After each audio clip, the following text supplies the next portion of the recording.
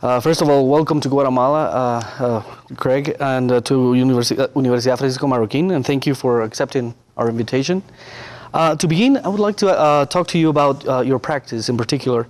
Like in your office, there is a strong collaboration between architects, landscape architects, and interior designers, and they're all sharing the same studio space. Could you describe this relationship in your office and how you tend to approach different projects and this interesting collaboration between the three areas? Well, first of all, in our office, the way in which people sit is very important. So people sit very close together in a relatively small area. That being said, there is other space in the office where no one sits, and you're able to escape this group mentality. But it's by design to place people very close together. Also, we don't differentiate between projects or disciplines. So the person sitting next to you may be a landscape architect working on a completely different job than you're working on. So we're not reorganizing people by a project basis. So that means that as you move through the office, you have to bump into people because it's relatively tight, or you have to look over their shoulder and see what they're working on. And that creates a kind of mix of ideas about what the office is doing. I think in terms of landscape architects and interior architects working with architects, traditionally I'm saying, they used to be considered secondary to the prime consultant. We don't see it that way at all. We see them as on an equal basis.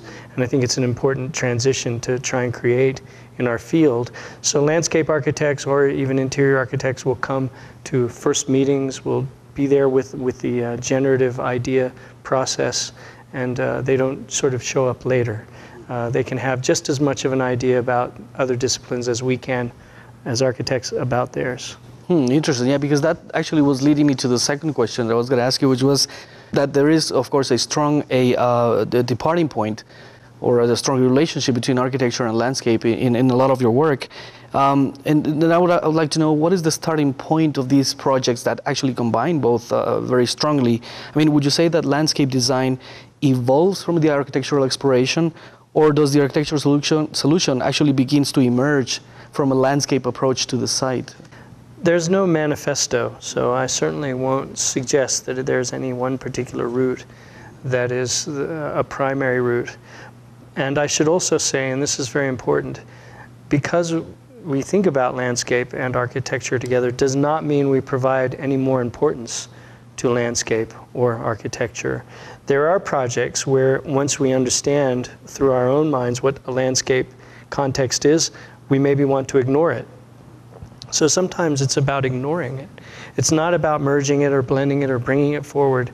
That happens, but not every project requires that. For a specific project, maybe. Yeah, and I think the fishing museum, for example, on the west coast of Norway, the Karmøy project, feels almost at some points that it's ignoring the landscape. It's just an object kind of dropped there.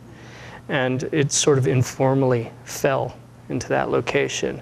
It was appropriate there. It may not be appropriate for all projects, but there it is. So by no means should anyone get the idea that somehow we feel landscape as an almost religious experience. We're not that kind of an office, but we do talk about the site on many levels, mentally and physically.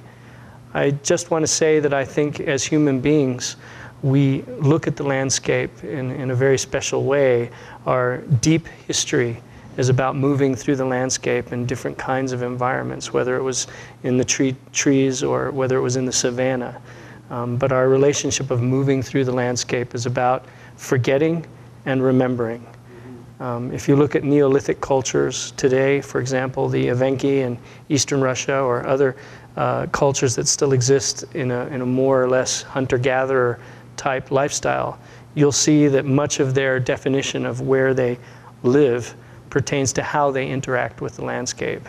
And they don't necessarily make it into a religious context either. So your architecture could be said then to be known as a site-specific, like you were mentioning, again using the site context as an important point of departure for the design. I am interested in a quote that your office has in the philosophy in your website that says, quote, "Architecture cannot be contained simply by rules of order. Instead, it must accommodate the restless mind of human society." Now in this context, how is this concept of architecture applied to a complex site and human context, such as your project for Ground Zero, and how different was it from, say, the Alexandria Library in Egypt? Well, the first part of that question, it's a little bit two questions in one, has to do with the notion of human consciousness. I like to say that there are two kinds of nature that we work with. We work with the nature that's around us, and we work with human nature. That's the nature inside of us.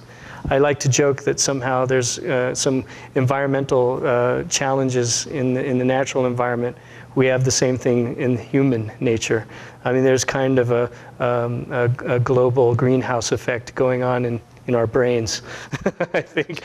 So Inside of us, yeah. Yeah, there's a little bit of heat building up in there that isn't escaping properly. So you're seeing a lot of political turmoil in the world today, which is, in a way, the difficulty of working with human nature as opposed to the physical nature that we live around and in.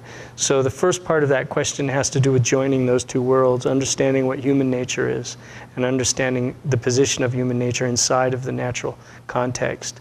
The second part of that question is about site-specific work and how it relates to a specific project. First of all, I want to make sure that people understand this also. We're not tailoring designs. We're not trying to be like the very expensive tailor who only a few people can afford to go to make the suit fit them just perfectly. This is a way many architects are working, and you'll see that it makes architecture more and more expensive and more remote from the common person who can't afford a tailor-made suit or site-specific building in the tailored sense. So while we do think about the context, we're also flexible in terms of how it can be accommodated within different types of social and economic structures. So you'll find some buildings which are cheaper and more accessible and other buildings which are expensive because people call for that. Some which really directly bring out site-specific issues and some which bury it. So I think that's really important to say. We're not making site-specific architecture per se. It's simply that site is an issue that we talk about, and no architect can avoid that. Avoid it, yeah. And in terms of the World Trade Center site, clearly there are both issues, worlds coming together, nature and human nature. Human nature, in a sense, is stronger than nature, since the natural environment in Lower Manhattan is a little difficult to see. That being said, there are natural conditions and natural phenomena there, and the way in which people move through a city, like New York, has to be understood very clearly. Think of how many people go to New York City who don't live there. They go there as visitors. And even the people that live there, think about how many live in Upper Manhattan that never go to Lower Manhattan. And in a way, it's for them like a safari, going to a different part of the city. So moving through a city, it can be quite unusual, and the landmarks are not clear. In the natural world, rarely are you in a canyon where you have 60 floors of canyon face on each side of you with a limited narrow view, you know, for miles and miles. These are unnatural conditions, generally speaking. So people have to orient themselves in a particular way. So the World Trade Center project is a low, very diminutive building that responds to the human scale. It's horizontal as opposed to everything that's vertical and gigantic. So as you're moving through the city, you suddenly come upon something that's in your frame of vision, in your cone of vision. You don't have to go like this to see all of it, or go like that. So it's there in the horizontal, and people can immediately relate to it, so it becomes intimate. And I think in many of our projects, the thing that I like to see in them is that they're somehow intimate, even if they're big. The National Opera in Norway is a lot like that. If anything, instead of calling it site-specific or anything, maybe it's just about creating some kind of intimate, direct link with an inaccessible object. Yes, like even the monumental can have that particular aspect that you're talking about of intimacy. Yeah, we call it social monumentalism as opposed to sculptural monumentalism. Very interesting.